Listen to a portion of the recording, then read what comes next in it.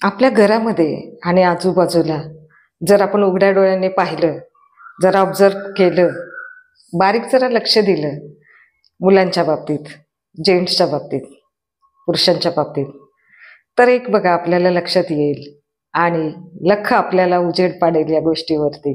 हा विषय किती संवेदनशील आहे. या जेंट्सला खूप वेगवेगळ्या गोष्टींनी त्रास सोसावा लागतोय. घरामध्ये जे मुलं बेरोजगार आहेत, शिकले सवरलेले आहेत, नोकरी नाही, धंदा नाही, काही धंदा व्यवसाय सुरू करायला पैसा नाही, आई वडिलांपुढे हात पसरता येत नाही, एवढे जवान मोठी पोरं आणि आई बाबा पुढे हात पुढे करता येते पैशासाठी, तर ते त्यांना कुठेतरी मनाला लागतं आणि त्यांना असं वाटतं की नको, आता आई बापाने शिक्षणावर एवढा पैसा खर्च केलाय आपल्या, आणि आता परत आपण पोटा पाण्यासाठी, नोकरी धंद्यासाठी, व्यवसायासाठी परत त्यांच्याच पुढे हात पसरवायचा, तर हे त्यांना कुठेतरी मनाला चांगलं वाटत नाही, एक अपमान वाटतोय, अपराधीपणा वाटतो. म्हणून मुलं आई बापा पुढे हात पुढे करत नाही, कुठे काम शोधत असतात परंतु काम मिळत नाही, मिळालं तरी कमी पगाराची नोकरी मिळते, आणि मग घरामध्ये त्यांना एक बोज म्हणजे एक ओझ आई वडिलांना वाटायला लागतं. मग बऱ्याचदा रागाने म्हणा किंवा मग हेतू पुरस्सर म्हणा किंवा वैतागून कुठल्याही कारणाने आई वडील किंवा घरातली मोठी माणसं मग अशा या तरुण पोरांना, अशा पुरुषांना, जेंट्सला एक अपमानाची एक वागणूक देत असतात. म्हणजे कधी असं डायरेक्टली इनडायरेक्टली बोललं जातं की तू आमच्यावरती जगतोयस, आमच्या पैशावर जगतोयस, अजूनही एवढा धडधाकट आहेस, कामधाम करायला काय होतं तुला, किती दिवस आमच्या जीवावर जगणार, किती दिवस आमच्या ताटातली भाकरी खाणार आहेस, कधी कमवणार आहेस, तू आम्हाला कमवून घालायचंस, तुझ्या कमाईचं आम्हाला आता खाऊ घालायचंस, तरी सुद्धा आमच्याच कमाईचं खायचं असेल. तर अशी ही ती भाषा त्यांना खूप अशी मनाला लागत असते आणि ती त्यांना सहन करावी लागते. हे बऱ्याच घरांमध्ये हे चित्र तुम्हाला दिसेल, कधी उघड्या डोळ्यांनी बघा.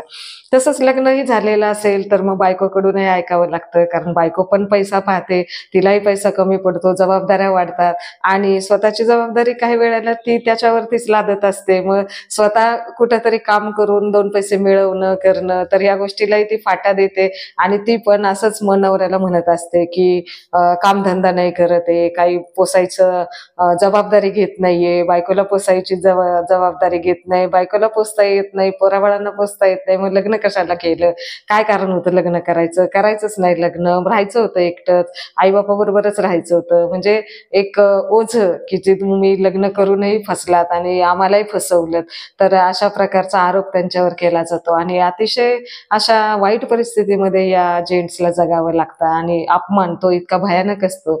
तर त्यांना सामोरं जाणं म्हणजे एक खूप कठीण असतं. बऱ्याचदा नैराश्यग्रस्त होतात आणि बऱ्याचदा असे एकलकोंडे होतात, एकटेच फिरतात, काही हाताला काम नाही, पोटाला अन्न नाही, अशा एका वेगळ्या आयुष्यामध्ये ते जगत राहतात.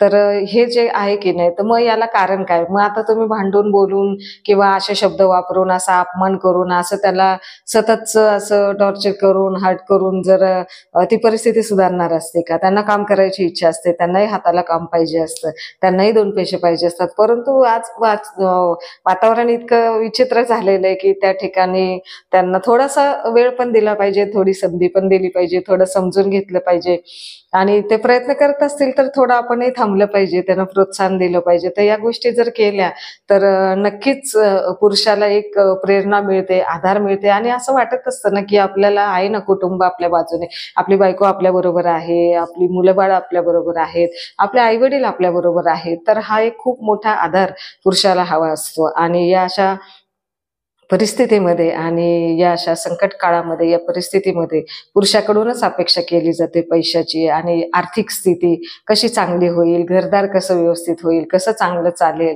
कसं मुलांचं शिक्षण होईल, कसं बायकोचं व्यवस्थित तिचा खर्च पाणी भागेल, या सगळ्या गोष्टी करण्याची जबाबदारी त्याच्यावर असते. तर त्याला तो प्रमुख असतो, कुटुंब प्रमुख असतो, तर या कुटुंब प्रमुखाची अवहेलना काही करू नये कृपया करून आणि समजून घ्यावं आणि ज्या वेळेला त्यांना गरज असते तर त्या वेळेला त्यांनी खंबीरपणे उभं राहायला पाहिजे. त्यांना आम्ही तुमच्या बरोबर आहोत अशी इतकी जवळीक निर्माण त्यांना करता आली पाहिजे. त्यामुळे एक मोठा आधार त्यांना मिळू शकतो.